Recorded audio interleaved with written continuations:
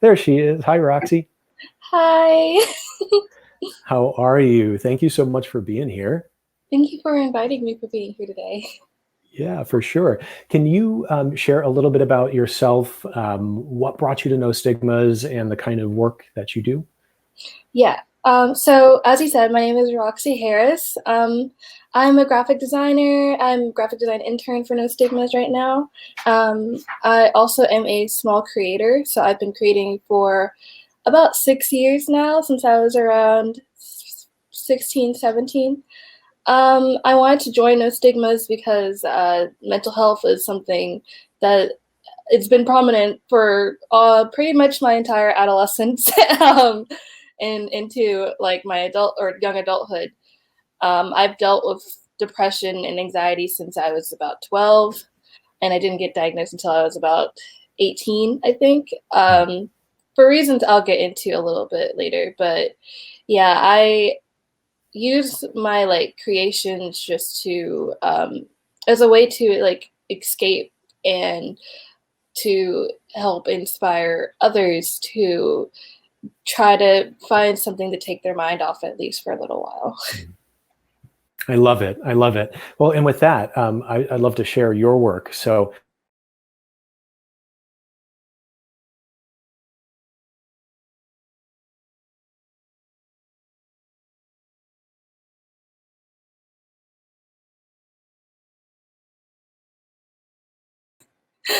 um, just something that helped me like really um, try to take my drawing more seriously. So I started digital drawing a lot more.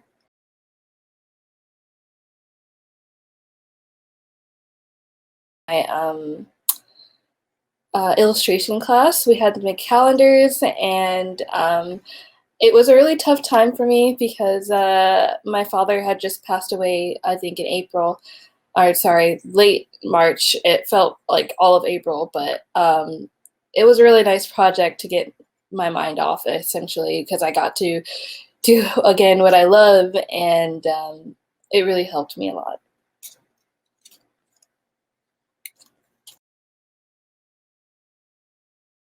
The pictures I took for my sister for her maternity shoot around in October, I think, because her baby just was born in March, and she wanted to use she wanted me to take pictures for her because I always take pictures of her and her husband a lot, and so it was really just a nice moment to be with my family and to be able to do something that I love and share it with them.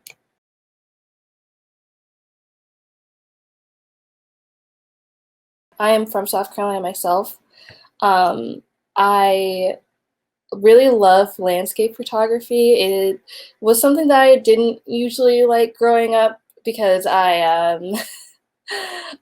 usually do like a lot of portraits and a lot of personal, or not personal, but a lot of like um, people in my photography work, and doing my landscape project for my photography class was a lot more fun than I had originally thought it would be, because I got to go out and just take pictures of beautiful landscapes that I didn't even know existed in South Carolina.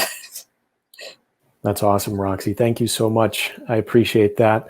I appreciate you bearing with the technology challenges there too. I was trying to get Okay. you on screen with the art. But what we're going to do is we're going to post Roxy's art on our channels so that you can see them in depth and really get a look at them. There's some beautiful stuff there. Um, Thank you. I want to share. There's one photo, one other one that I want to share that I think is super rad, and I think will like speaks a lot to you and who you are.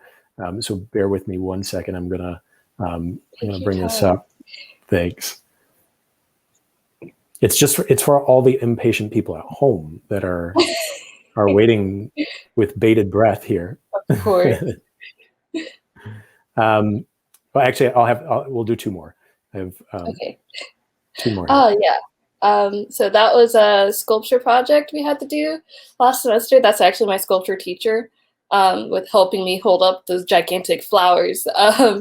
we were doing an inflatable project, and I don't do great with sculpture. I will admit it's not my favorite thing in the world, but I usually do a lot better with being able to have a lot of creative freedom. So he said that it just had to be an inflatable and the rest was up to us. And I wanted to do something that I thought a lot of people like, it would make sense that I would do something like that, and it would make me feel connected to my art because I love feeling connected to my art. So I did 2 gigantic flowers, and it was supposed to be a flower book, but it turned into a flower bed because of how it was inflated.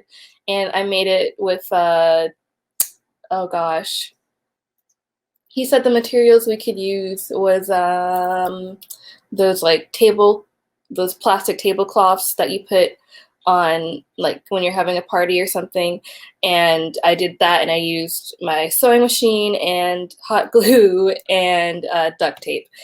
So took a very, very long time. I still have it somewhere, and I would love to be able to inflate it again.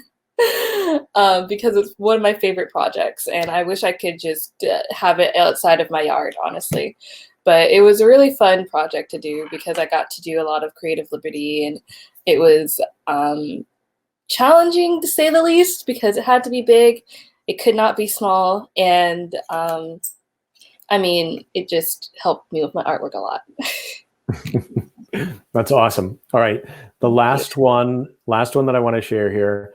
I love the whimsy of that one. Last one that I want to share here. I think this one is super rad and really speaks to something that I think is fascinating and so much fun about you. Can you?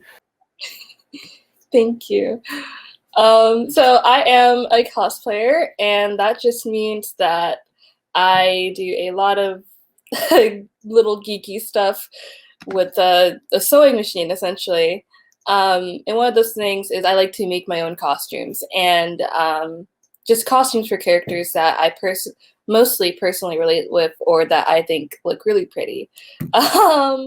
So this is Glimmer from the animated series She-Ra and the Princess of Power, which is a reboot. I don't know if anybody knows what it is, so I'll just describe it very briefly. A reboot of She-Ra, He-Man, all of that stuff from like the 80s. And this is like a new version of Glimmer. And so when I saw her character design and I watched the show, I was like, I have to, absolutely. And I was actually in a really, really like dark spot before making this costume in particular. I was having a really like rough heartbreak at the time, and I stopped cosplaying for a few months. And so I used this as an opportunity to kind of get myself back in there and really do what I love. And so that's what I mean when cosplaying and creating helps me a lot and gets me motivated. I got a volunteer ticket to a convention, which obviously aren't happening right now, which stinks. So, but back then it was really nice because I was surrounded by my friends, and I had a person, their name is credited in the photo. I cannot remember it off the top of my head right now, but they helped me a lot because I had already known them from a previous con. And so it was just a really fun time to be able to get back into something I love. And so like sewing just gives me such an energy high that it's hard to explain. I just love sewing and making costumes and cosplaying so much. I've been doing it since I was about 16 years old. So it's definitely something that I hope to not stop like anytime soon. Awesome. Roxie, thank you so much for being here. Thank you for sharing your story and your creative self-expression. I think it's really brilliant. So, and thanks for being part of our team. We appreciate you. Of course. I'm so happy to be here. Right. Of course. All right. We'll see you later.